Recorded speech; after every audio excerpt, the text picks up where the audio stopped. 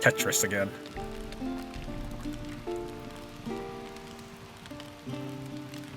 First crime and chaos. We have successful thief needs to look as innocent as possible. Meter depletes 10% faster. Troopers wanted. Movement speed and force increases by 20%. Actually, that sounds kind of cool. Suspicion reduced by 20% during theft. No, I don't really want that. I want to raise my suspicion. I care less about the items. Like, I just took 4 apples, right? I care less about that than raising my suspicion so that I get all of these bonuses. Highwayman. Influence after a battle against merchants. You know, I have never killed merchants. Even in Mount and Blade. I just have a hard time stomaching the idea that I go and kill innocent merchants. I mean, they may be probably like sleazy monsters, but they didn't do anything to ask for it. Critical hit chance during an attack from behind increased by 5%. Okay, that's pretty cool. Access to assassination missions in the list of bounties. Probably not right now. I mean, that's probably something we'll do later, but right now I already have my hands full with certain bounties. So I think we'll just do depletes 10% faster. Click that. Oh, it was just taking a while. All right, we got how many injuries did we get out of that battle? Constitution reduced by half. Or just the 1 injury. Double check everybody's stats. Make sure like nobody picked up anything in this long recording session. I got a huge opportunity to record today, and I don't want bad traits. I hate the idea that I could get permanent bad traits.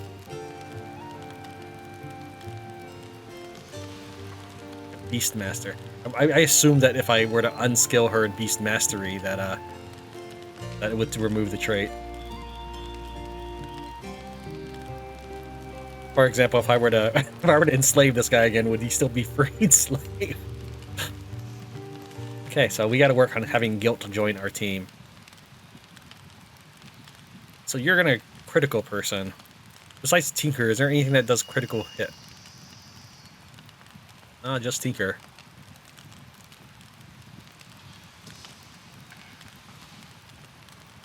I guess we'll give you. We could also make you strong. I mean, that lends well itself to you. So, like, are you the? No, you're not. Okay. So we'll just assign something else to you for a second. Oh, no, I'll put Thief for now. We'll make you the Tinker just for the time being. We kind of have an idea who you are.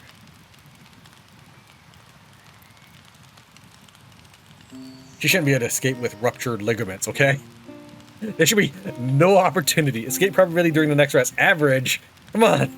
She... Like, if I were to find her in this group, where is she? Okay, she's right there. We got an angry wolf, 2 people. She's next to the campfire, next to the tent, sleeping. I mean, there's... I don't know. Alright. And plus, like, how do we... We have chains, right? All we have to do is just chain it to the dog. Done. Or chain it to my 200 pounds of material. It's probably not pounds. I don't know what this is. Because I doubt this armor is 3 pounds. But still, chain it to my treasure. Chain it to... Like, there's no way this person should be able to get away. Alright, oh, wow, I got so many injuries. Okay. Let me play People Tetris for a little bit here, and we'll be right back. Alright, so I was looking at the prisoners more thoroughly, and I think there's a... Okay, so there's probably a difference between this. Escapability is probably the likelihood that they succeed at this escape. And the escape probability below that is how likely they will attempt to escape. So if it's probably... If it's at low, I could probably get away with not putting them anywhere. So guilt... She's got 100% escape ability right now, but her escape probability is at low. Now, that being said, I have full intention that if she got away, I'd just load, because I am testing this out, to be fair. But I just don't like playing People Tetris. I don't know. So we're gonna go in camp and just see what happens. Always got to test stuff in order to learn more mechanics. It's that the game, especially, is being obscure about telling you things. So the prisoner Philic tried to escape. I guess guilt escaped because no, she's still here. Did we lose anybody? I don't think so. I felt like at a glance that this changed, but let's see. Philic tried to escape. Was stopped by War Pony. Fighter stopped Wartales from escaping. Wartales now has a dialogue. This troop likes me, right? Take these chains off me, will ya? I mean, can I... I mean, you're brawny and strong. I just wish you had more skills.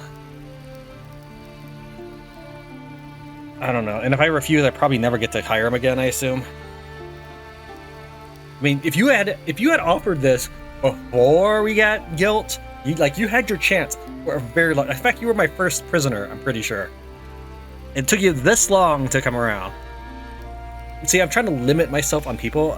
I don't know how many people you're allowed to have, but what I'm trying to do is, since we already have someone who is a bandit, I don't want Otos. I think we're just gonna have to refuse you now. In fact, we're gonna strip the armor off you. You had your chance, dude. You had your chance for a really long time.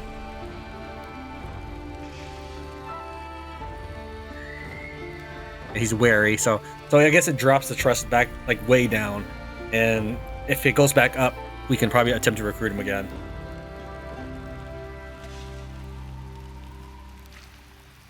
Just a little more effort and I'll make a name for myself. Even the Legion will want to hire me. Oh, well, definitely we're taking the aptitude point. I don't know why you wouldn't want that. I mean, would anybody take 166 experience over that? I mean, if you're super desperate to get to the next rank of stuff, I suppose.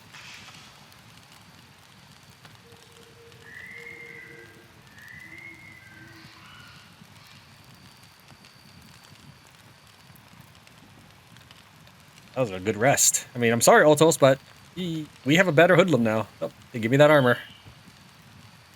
Where's Guilt? So she was at low before. She's still at low. Can I give her this? Yeah, we can. I know that if she runs away, she'll run off with it. I get that. I'm just trying to figure out who everybody is. I can see, like, that must be a slave. That must be a slave. So it makes it a little easier for me to tell who everybody is. So I don't want her actually by the horses, because then she'll be unhappy.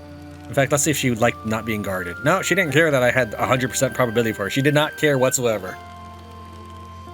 Also, she's not even wounded, so that could be slightly problematic. I didn't heal her. She just wasn't wounded. Which stands to reason. I mean, I had a 54% chance to capture her, so she had a good chunk of hit points left. Alright, so Otos, we're going to stick you by the horses now. We don't care that you're unhappy with that idea. Alright, yeah, here, give me a few minutes. I gotta move everybody again. Alright, Tetris complete. Yeah, I don't know. That's not what I signed up for when I play Wartales, but I'm sure people will say, like, that's the game! Like, I get it.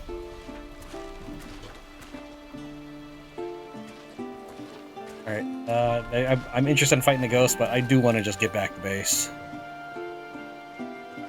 That's fine. We're right here anyways.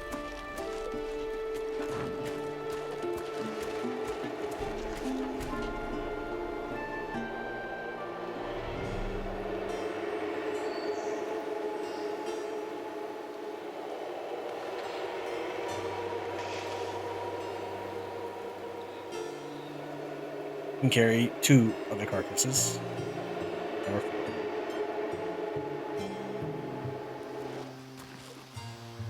I guess we'll continue to return to town.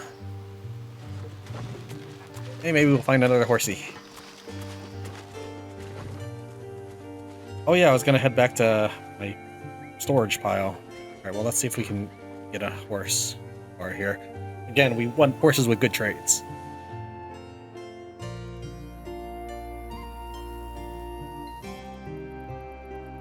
Cooperative and Snorer? Yeah, right. We're not doing Snorer. Doesn't look like any of the loot has replenished. Can he wear horseshoes? Probably not. I'm actually kind of curious. Let's try. Okay. Sure. Alright, we got wolf shoes. Worth thinking about. I mean, it's not like I'll ever... Well... I mean, it's not like... I mean, unless I can find armor for him, that's probably pretty good.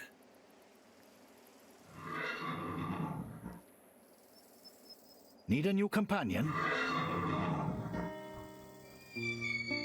What would it cost me in terms of stealing? Wow, okay, yeah. Spend the 50 gold, I guess. Well, he can't wear it right now because my character's kind of full up on inventory.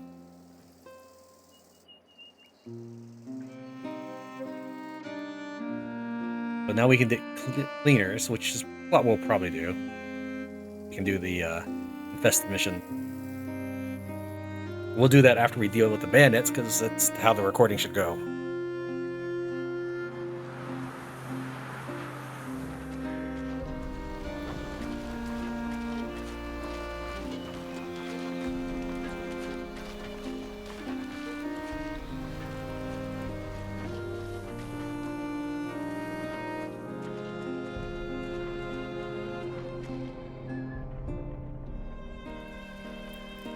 Oh, can't chop wood. Alright, lady, I'll see you later. You keep crying over there.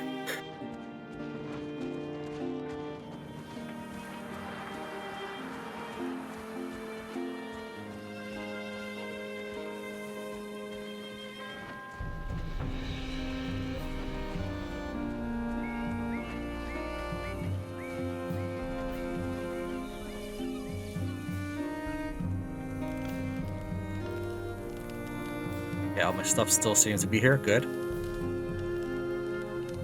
Any other loot? Just those. Okay. We'll camp here for a bit and then see what we need to take back.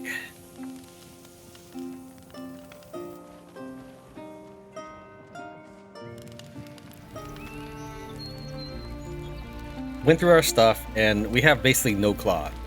I have plenty of white leather planned out for producing all of our gear. So if I wanted to equip our whole team, I have enough white leather, but I get nothing for cloth. And I purchased all the cloth in town, by the way.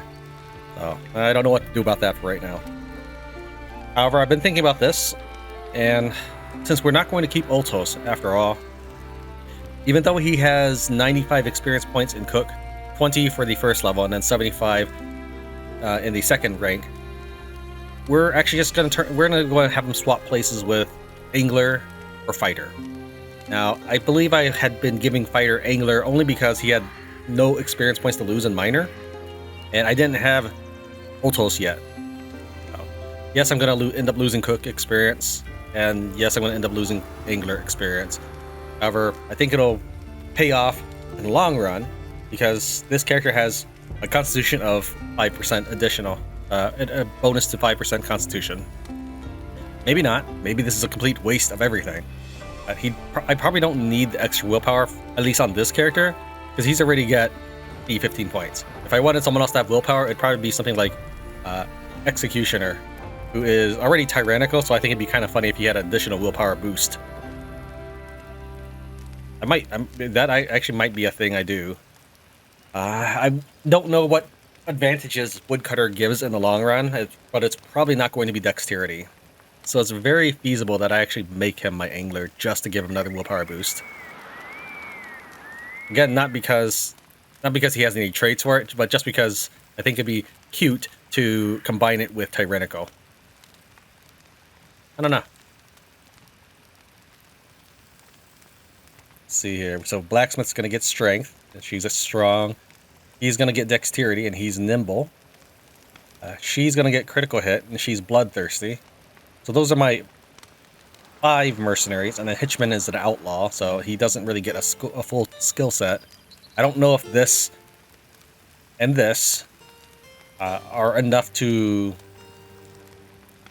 compensate for that in a way. I'm assuming a full skill set of a character is much better than just having these 2 skills.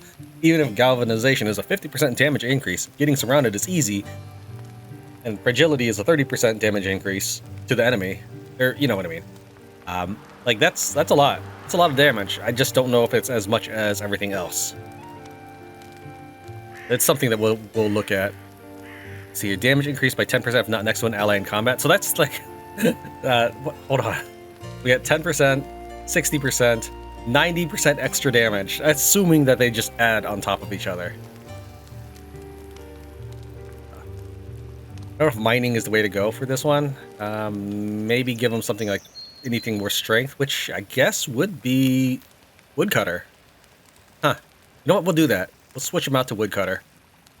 while we're rotating people. How much mining XP I'll lose? I'll lose 28 mining XP. So he's gonna focus more on damage. So occasionally when a character has no defensive abilities, because he can only wear medium armor, he's not going to be using a shield, though he can. If a character has no defensive abilities, I might give him more Constitution. But since he doesn't have a percentage boost in Constitution, maybe we'll just give him more strength than that. He doesn't have a strength boost either, but unless you count all this damage stuff we're racking up here. Alright, so that means the woodcutter is free, so we're going to lose 41 points of woodcutting experience.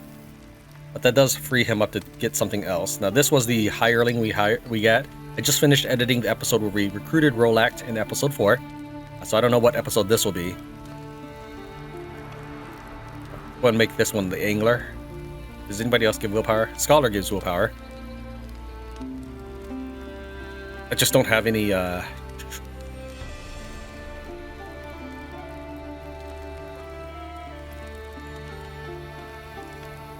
I just don't have any codices or whatever you call it.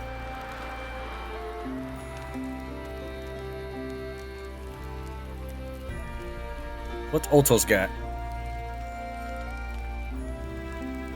Not much at this point. I guess I need someone to mine. You can do that. You're brawny and strong, it applies to you. Now, that being said, he might stay as a slave forever. I don't know, and I'm sure that makes it sound horrible, but the alternative is turning him into the guards, and all the prisoners talk about how they're gonna die. At least I'd keep him safe.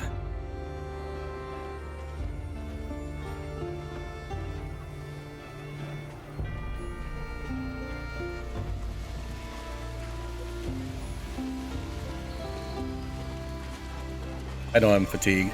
But I like to go up to about halfway, because you're walking at a decent clip at that speed, or at that fatigue level. And after about halfway, then you slow down considerably.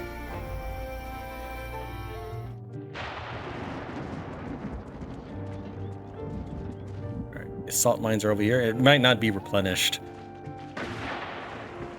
I don't personally know what the real life generation rate of iron is, but...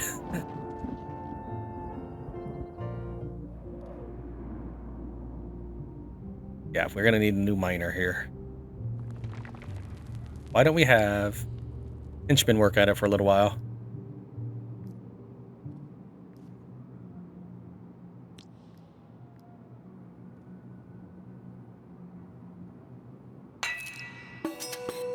Huh, he still got a ruby. I don't know why, because he's a total basic person at this. He has no skill level at it. Still one this time.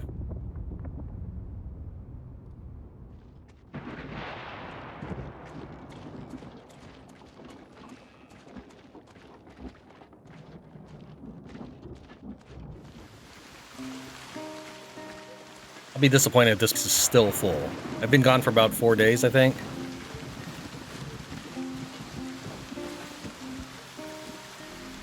But we'll keep Ultus around a little bit, because turning him in to reduce it by 7 instead of 20 is not as valuable.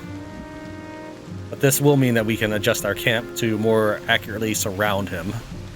And I wouldn't mind freeing him if he then wouldn't join battle, but there's nothing for me to toggle for about join battle or not. So if I did free him just to be a laborer, I have to put up with him being in fight. I don't want to increase my entourage size in that way, because it would make everything cost more money, like trying to hire people here. It would make enemies more difficult. Welcome back. It's been a while since my last recording. This will probably make it into the middle of an episode. Maybe it's the very beginning of an episode. So this is the Brotherhood outpost, and that's actually near where the bandit camp was. If one of your companions doesn't carry their weight, don't be afraid to teach them new skills. We can help you with that. For a price. While I was leaving the region to see if that would remove the suspicion meter, because I wasn't sure if it was suspicion meter per region, jumped over the crossing guard, or whatever it's called, the border guard nearby this Brotherhood outpost, and I found the other Skull Party. It's on the other side of the mountains. I guess it is near in proximity, but definitely not near in pathfinding. Anyway, so I stole 5 books, because that's what they stack up to. And I was curious how skill mastery worked. This first part will be just talking about skills in the game, and then at the very end of this episode, I'll show you some footage from my spreadsheets, if that note-taking kind of interests you. We're going to go ahead and use these books. To use them, you just right-click on a skill you wish to improve, and I've already picked out which skills we're going to do. Later on, Fighter will be able to unlock a skill from a previous level. You can't get one of these, I don't think. It's very viable that we will get both counterattack and bulwark. The reason why we would want bulwark in this case is when he disengages in the upgraded skill, he gets fury. So if I were to disengage here and get inspiration and use riposte, I could also add fury on top of that and get automatic deflection every time I engage. So I could really combo that pretty effectively. The game doesn't tell you what the upgraded skill is, and that's kind of understandable. Now, I'm sure there's a wiki out there, but I took all these notes myself, and I'm willing to guess, and maybe I'm wrong, I'm willing to guess that I found some information that wikis out there don't have. It'll be in my spreadsheet at the end. If you're interested enough to stay tuned for that. We're going to go ahead and get him the upgraded counterattack. That'll use up a skill book. If I were to pay him for re-specialization, you don't get the skill book back, but that's okay because this skill is still upgraded. Now, he can't use it until you pick it again. But if you look at it, let's say you go down whatever, you pick all the left ones. This counterattack is still the upgraded one. It makes sense. And I like the way that is handled best rather than you forgetting how to do the inspired version of counterattack. Okay. Next person's going to be Executioner. He was a person who joined us, not one of the original members of the team. He's not actually going to get any of the books. Not because he's not an original member of the team, but I definitely am going to rescale him. Your attacks are based off of your strength value or dexterity value, depending on what kind of weapon it is. 50% of 21 is 10 damage, so it's probably like 30 to 40%. I don't know if the exact numbers. That's what they generally say. Let me go ahead and unequip his axe and you'll see what I mean. If I hover over his axe, it now says deals 80 to 100% strength to the target, which is going to be 17 to 21. I think I'll get him Rampage. I'm not entirely sure of that. And that would allow him to do up to maybe 150% damage. And if he did get a critical hit, he'd gain Fury. I don't know if each of those hits has a chance to do critical. If it does, I should find him weapons that say, like, if the critical happens, give bleeding or whatever. That'll make him a definite one-on-one contender. However, the biggest reason I would want to reskill is get Fanaticism. Now, I didn't want this at all because I would have to beat this in 10 turns, and if I didn't beat it in, say, 5 turns, he'll get an injury, probably. But in 10 turns, or he'll die. Right? It says, at the end of the turn, this unit loses 10% of their max health to gain Fury. The upgraded version of this just gives you Fury. So what I've done is I've gone through every one of my mercenary classes, the ones that with all these skill trees, and then wrote down everything about what their upgraded form is. So yeah, we'd reskill them just to get Fanaticism. So I was kind of on the fence between Rampage and Cutting Maelstrom. Rampage scores a little higher to me because it's only 1 Valor. But still, definitely for Fanaticism. So he's not getting anything right now. This one, all it does is it gives him 50% damage against enemies that are almost dead. I mean, that's okay. But by that point, I'm definitely in a winning position against that one enemy. And he'd have to be the one attacking that wounded enemy for it to even matter. For Vanguard, we're going to go ahead and give her the upgraded Relentless Charge, which will say if at the end of the turn she's next to an enemy, she gets Fury, which is a 50% damage bonus. She's also going to get Armor Breaker. So he started with 4 adventurers, so a total of 5 people with these skill trees, and since Executioner's not getting one, she can have 2. Oh yeah, she's not the captain anymore because she gained a trait, and I'll explain that in a minute. So we're going to go ahead and give her Armor Breaker so that she gets a chance to get Brutality. If she destroys armor, she gets Brutality and movement. So what I'll probably do is I'll take her Ram Hammer away, switch over to Wrongdoer, who's currently using Subversive Strike. If you look at the pop-up on the right, it says applies destabilization during 1 round to those who have at least 30% guard. We'll take that away and hand that to Vanguard. This one does more damage because it has 14 strength, and this has 10 strength. So I guess it does say 22. So if she has Ram here, it's 23. With the strength bonus, this is 28. So actually, she does do more strength damage with this. So yeah, we'll run with this one. she's basically a guard breaker. That sounds pretty cool. She'll destroy all armor. I'm gonna slap the hammer or mace on that one. Okay, moving on with the skills. So next one is strategist. I don't really care for smokescreen's advancement that much. Enemies not engaged in combat are knocked back 2 meters. I mean, that's basically his bomb that he's got right there. It kind of looks like a plunger, though. Maybe a short-handed plunger. But, I mean, it's fine. If I had infinite skill books, sure. But remember that picking something means you say no to another. So what we will get is applies fragility to the 2 closest enemies per round. While he will always affect the nearest one, if I'm only killing 1 enemy around, then or hurting 1 enemy around, then that's fine. But that's not the case, especially when we're going to bring in, what, 7 people? No, 9 entities if you count War Pony and Doge. So now he's got Deadly Contract. Finally, we have Hunter. I'm not sure if I want to reskill her to Beastmaster. If I get some more animals, probably will do that. I'm having some effectiveness using recoil shot. If I now understand how the enemy moves, so, at the beginning of the game, when I was level 3, I didn't really know how to plan for where the enemy would move. Now I pretty much can predict it with reasonable accuracy. Still, this is kind of a reactionary skill, meaning that the enemy's still going to move, and he's probably going to do damage. So for me to get the most mileage out of this, I have to not be killing my opponents. That means I have to get hit. Yes, that is 2 Valor points to do 3 hits. So that's a 2 to 3 ratio, or I could just do a 1 to 1 ratio. And the best thing about recoil shot is with slowdown, the enemy can't reach me, typically.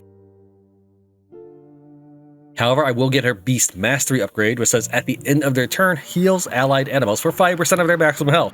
Maybe I'll get me some bears or something. I don't know. Also, I'm not too sure which of these is the best thing for her, but it's probably the one she already has. If she ends next to an enemy, that's not going to happen. She's an archer. If she's next to an ally, and she's not in battle, she gets 1 Valor point. She can probably score a little bit more Valor with that one. So if I did reskill her, we'll probably switch over to Valor support. This one is right now is if she kills somebody, she gets a Valor. Okay, that's it for book skills. So if I do pay 500 crowns, I can respecialize someone, meaning I get all their skills. You can do this even on your animals and your hostages, essentially. Okay. Also, looking at the traits, Vanguard received Natural Born Leader. I'm assuming that's because she's been captain for so long. Troops maximum valor points increased by 1. So I went ahead and switched that to someone else. Since Strategist and Hunter are lieutenants, the only member of the original adventurer party is Fighter, who is Fighter of the Bulwark. So I'm going to maybe leave him as captain for a while and see if he gets Natural Born Leader so that I can have 9 valor points up there. Alright, and I have been stealing a few manuals of first aid here. I'm really, really high up there in suspicion. Okay, so this mess is my spreadsheet. The way to look at it is you have your basic class here, and then in the first level of skills are these 3 color-coded backgrounds. So the first skill is here, the second skill is here, and the third skill is here. The first skill for the swordsman is Protector. It gives them heavy armor. And then the skill itself, Encouragement, it costs 1 valor, covers over 6 area, and so forth. The upgraded version improves it from 2 rounds to 3 rounds. Now, while upgrading the skill, the tooltip says 10 meters, but after upgrading it still says 6 meters. I have not tried using it in battle, but if it is 10 meters, that actually is worth considering. 6 meters is kind of short range. However, the current setup for my swordsman, I'm very happy with. I don't know if I would necessarily need Encouragement when we can use Destabilizing Strike in order to engage with the enemy again. So that's pretty cool. Something that I noticed is when I'm leveling up their class, they get stats. And I don't know if this is dependent on their base value, such as if you had 50 stats, maybe you'd have something else, or their level. Right now he's level 5, but his base constitution is 20. These are just notes. They're not well labeled because I haven't dressed him up or anything. I haven't gussied him up for publication. But he has a base constitution of 20, and then when he becomes a protector, he gets 6 more constitution. Or if he becomes a swordmaster, he gets 2 more strength. And I wanted him to use his book on counterattack. I had 5 books to pick. The brute, here's what we have for the upgraded versions of their skills. As we can see here, the Armor Breaker is going to give me Brutality and Inspiration. It is cut off a little bit because I zoomed out and it kind of breaks the cells when I do so, and that's fine.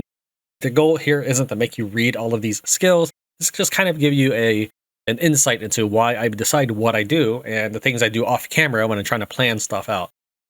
If I want to have her be more defensive, we could give her Opportunism and then just stick her in a crowd of enemies. I don't actually know if she can use one-handed weapons. She probably can. Cruelty would be good with any sort of debuff ability, which is basically all of her class abilities. Slowdown for the one we have, Relentless Charge. Poison Impact, which will apply poison and bleeding. They're already bleeding, they don't need another debuff to trigger Cruelty. And then Weakening Blow, which will affect one guy for 3 turns. As far as levels go, she gets 2 Strength as a Vanguard, 2 Strength as a Smasher, and 6 Constitution as a Destroyer. So it looks like they get a lot more Constitution. Now, I understand that I do have a Constitution bonus as part of my party trait, and maybe that has something to do with it. But I'm looking at what the text says as base. When I look at it, it says it goes from base 18 to base 24. Normally it breaks it down for you. It'll say something like 2 from stocky and 1 from armor or something. The Ranger will probably leave alone in that we like everything he's currently got. He's got Valorous Audacity, meaning he just has to hang back behind a person. Smokescreen is very good for getting limitless members of my party to attack. If I can manage to, say, get 9 of my party members in a single smokescreen, that's how many people that would get hit. So yeah, I really like Smokescreen. It's only 1 Valor and has a 10-meter range. Really good. Deadly Contract, I enjoy it. Doesn't require any effort from you. These are all passive, sure. But for example, this requires you to be from behind the enemy. This one needs you to be within 4 meters of an enemy. But this one just works, period. I could be on the other side of the map. He could be hiding because he's 1 hit point.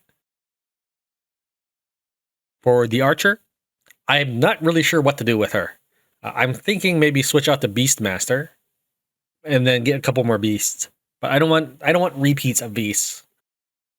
Maybe I will. I don't know. The wolf does synergize well with other wolves, so we'll see. But having the Beastmaster passive is really good. I don't know of any alternative to having the hunter have that as a skill. This is basically something that you cannot do without if you're using animals in a strategic setting that you don't want them dying all over the place for.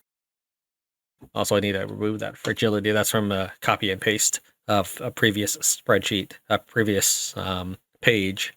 And before we're done here, the Ranger and Archer both do not get any stat increases when they level up. Don't know if that's an oversight or what.